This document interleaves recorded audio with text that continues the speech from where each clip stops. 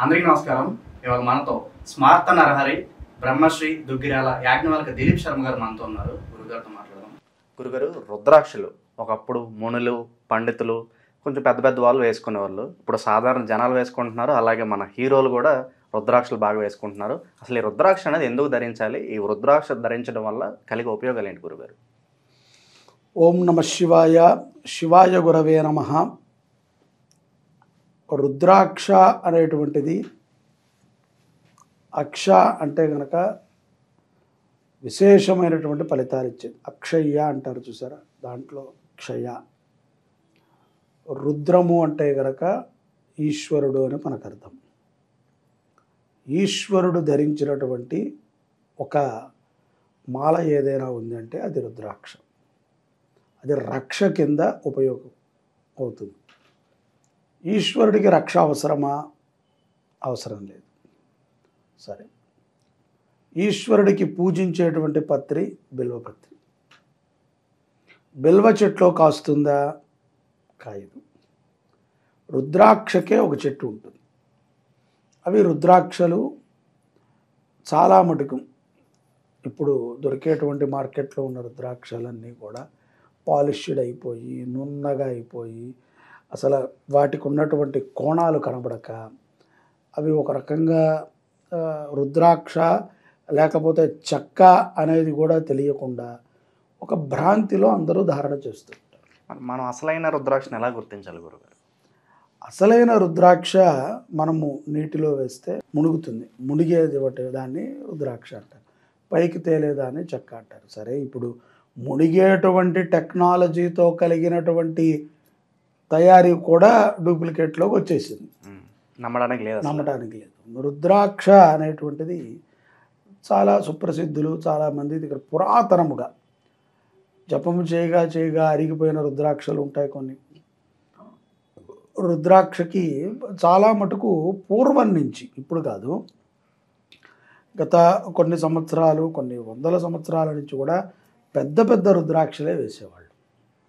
కాలక్రమంగా పండితుల కంటే పెద్ద రుద్రాక్ష వేసుకున్నా వాళ్ళు పర్వాలేదు. ఆఫీసులకు వెళ్ళేవాళ్ళు ఇత్యాది వాళ్ళందరూ కూడా ఇష్టపడటం మొదలుపెట్టాక మార్కెట్ స్కిల్స్ అలవాటు అయిపోయి దీని సైజు తగ్గించుకుంటూ వచ్చి ఇప్పుడు 0 సైజుకి కూడా రుద్రాక్ష వచ్చింది. మన ఆవగింజ అంతా కూడా రుద్రాక్ష చేస్తున్నారు. దాంట్లో మరి ఎటువంటి కోణాలు ఉంటాయి? అది నిజంగా రుద్రాక్ష తయారైందా, మిషన్ నుంచే వచ్చిందా తప్ప అది చెట్టు నుంచి వచ్చింది అని ఏమాత్రము ప్రమాణం ఎవరెవరిని అడిగినా కూడా చెప్పరు. ఎక్కడా కూడా దీనికి క్లారిటీ లేదు. నేను చాలా ప్రయత్నం చేశాను, చాలా చూసాం కూడా. కాకపోతే ఒక సైజు, ₹1 బిళ్ళంత సైజు రుద్రాక్ష, అంటే అంత లావువి రుద్రాక్షలు మాత్రము తరచుగా దొరుకుతూ ఉంటాయి. అవి ఒరిజినల్ రుద్రాక్షలే అన్నట్టుగా మనకి కనబడుతూ ఉంటుంది. ఇక చిన్న సైజులో మాత్రము నేను 100కి 100% చెప్తాను, చాలా పరీక్ష చేస్తే కానీ ఇది ఒరిజినల్ రుద్రాక్ష అని మనం చెప్పాలి. అది ఇంకొకటి, మీరు అడిగిన ప్రశ్నలో ధారణ చేస్తున్నారు అందరూ వేసుకోవచ్చా అంటే, యథార్థంగా పంచముఖి రుద్రాక్ష ప్రతి ఒక్కరూ ధారణ చేయాలి. పృథివీ, వాయువు, ఎర్త్ ఏదైతే గనక పంచభూతాలు ఉన్నాయో వాటికి అనుసంధానంగా ఉంటుంది పంచముఖి రుద్రాక్ష. కొంతమంది గౌరీ శంకర్ రుద్రాక్ష తయారు చేస్తారు, వాటిని ధారణ చేస్తూ ఉంటారు. అది చాలా విశేషం. అనుష్ఠాన పరులు, సాధకులు, ఏదైనా సాధించాలి అని అనుకున్నటువంటి వారు, జీవితంలో చాలా పై స్థితికి వెళ్ళాలనుకున్న వారు గౌరీ శంకర రుద్రాక్షను ధారణ చేస్తారు. శరీరము మరణం చెందినప్పుడు ఈ యొక్క ఆత్మ మన శరీరం మీద ఉన్నటువంటి వర్జినాలిటీని తీసుకెళ్తుంది. బాగా గుర్తుపెట్టుకోవాలి. ఆత్మకి వర్జినాలిటీ నువ్వు చేసే పాపం, పుణ్యం. రెండోది రుద్రాక్ష.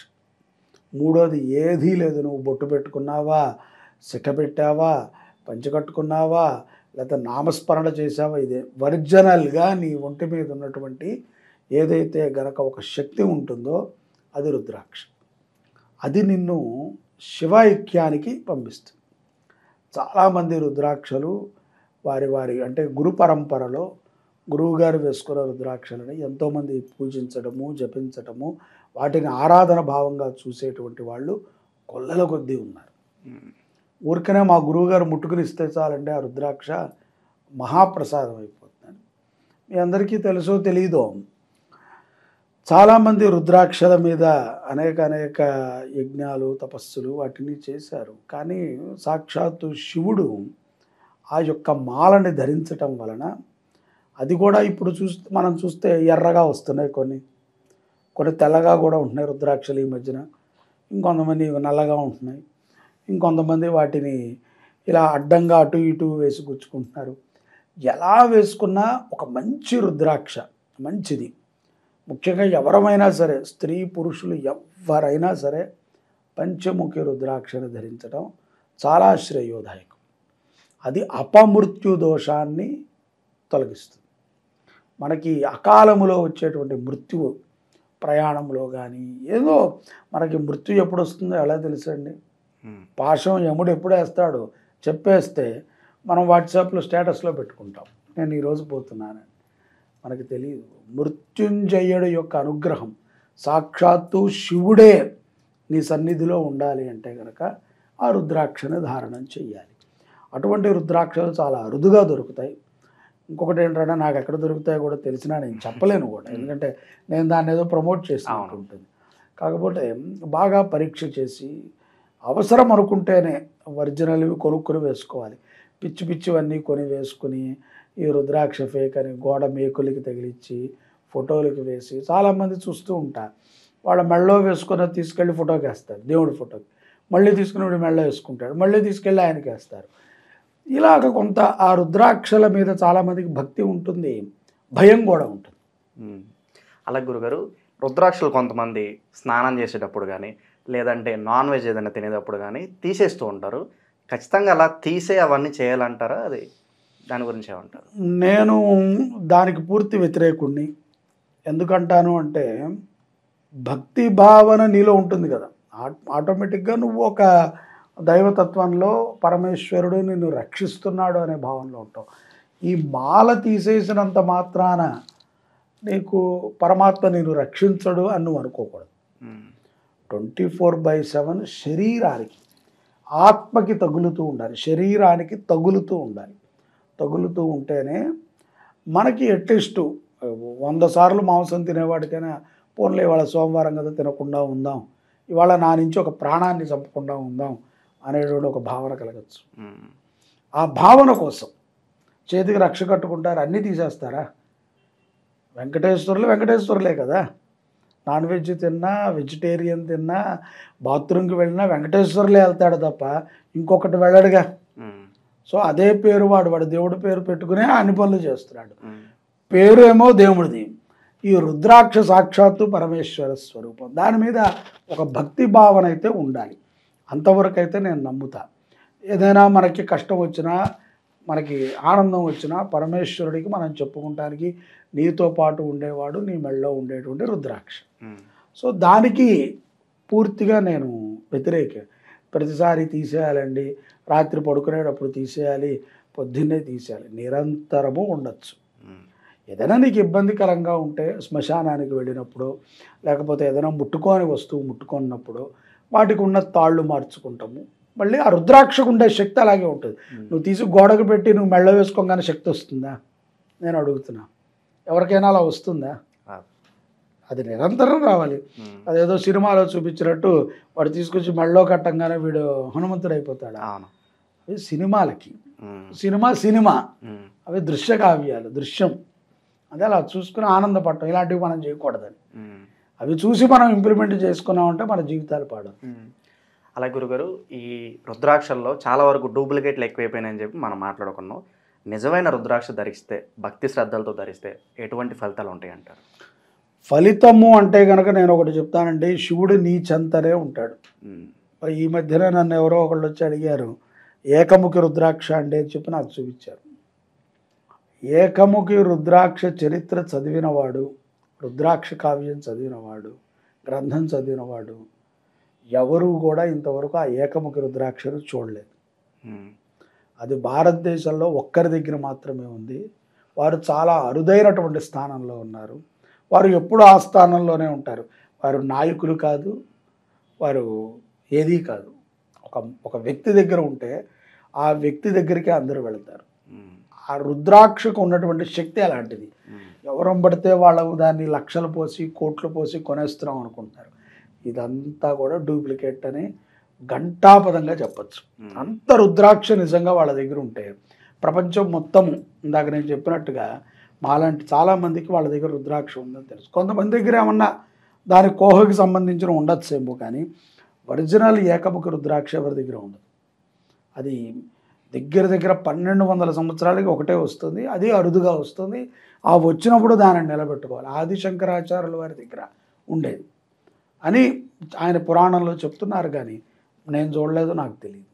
కానీ ఆ తర్వాత ఆ రుద్రాక్ష ఏమైంది, ఆ తర్వాత శివుడి దగ్గర ఉండేది ఆయన, అదే రుద్రాక్ష భూమి మీదకి వచ్చింది. ఏవి దాని యొక్క ప్రమాణాలు ఉన్నాయి, కానీ ఇదే అని చెప్పి ఎవరు చెప్పరు. నిజంగా ఏకముఖ రుద్రాక్ష ఉంటే సాక్షాత్తు శివుడు ఉన్నట్టే, సాక్షాత్తు శివుడు నీతో పాటు ఉన్నట్టే.